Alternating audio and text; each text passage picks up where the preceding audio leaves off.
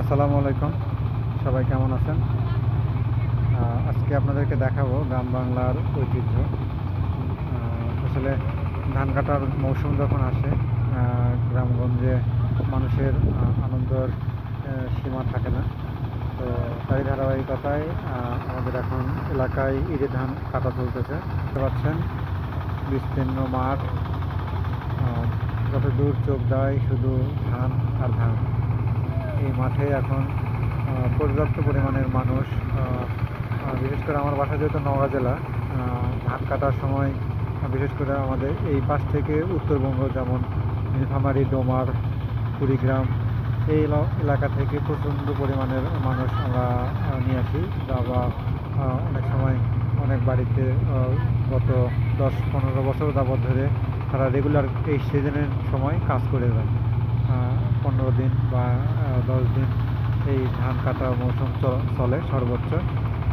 তো এই মাঠ থেকে যেমন এই যে দেখতে পাচ্ছেন চাষা ধান, এগুলো সকালবেলা ধান কাটা হয় এবং দুপুরে খাবারের পর এইগুলো ধান দেখতে পাচ্ছেন উঠিয়ে বাসায় নিয়ে যেয়ে অটো মেশিনের মাধ্যমে মাড়াই করা হয়। তো এই যে ধানগুলো নিয়ে আসা হচ্ছে এবং এই পাশে দেখতে পাচ্ছেন এই যে ধান মাড়াই চলতেছে। এই যে অটো মেশিন, এই অটো মেশিনের মাধ্যমে ধানগুলো মাড়াই চলতেছে। তো এই মৌসুমে গ্রামে প্রত্যেকটা ঘরে ঘরে ধান কাটার মৌসুম শুরু হয়, যেখানে মানুষজন অতি উৎসাহ মাধ্যমে ধানগুলো কেটে বাসায় নিয়ে আসে। তবে বছরে আমাদের এলাকায় দুইটা আবাদ হয়ে থাকে, একটা হচ্ছে ইরি এবং আরেকটা হচ্ছে আমন। আমনের সময় আবহাওয়া ঠিক থাকে, কোনো রকম ঝড় বৃষ্টি হয় না। তবে ইরির সময় আবহাওয়াটা একটু খারাপ থাকে। যেমন এই সময়টা হচ্ছে বৈশাখ মাস, আপনারা সবাই জানেন যে বৈশাখে কালবৈশাখী ঝড় সহ অন্যান্য যত দুর্যোগ এগুলো হয়ে থাকে। তো তারই মধ্য দিয়েই আমাদের এই অঞ্চলের ধানগুলো কাটা হয়। তো আপনাদেরকে একটা বিষয় দেখায়, এই যে সারিবদ্ধভাবে লোকজন ধান নেওয়ার জন্য যাচ্ছে, এই বিষয়গুলো দেখতে খুব ভালো লাগে। তো যারা গ্রামে থাকে তাদের কাছে মনে হয় যে না, এটা ন্যাচারাল একটা বিষয়।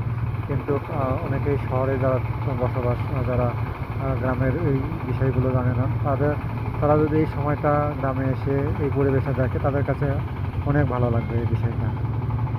ওই যে দেখতে পাচ্ছেন ধানগুলো বাঁধাই করার পর একজন পর একজন ঘাড়ে করে নিয়ে এই যে উঠায় নিয়ে আসতেছেন। তো আসলে বাংলাদেশে আমরা যারা কৃষি নির্ভর বা কৃষির সঙ্গে জড়িত যে মানুষগণ, শ্রমজীবী মানুষ, আমরা এই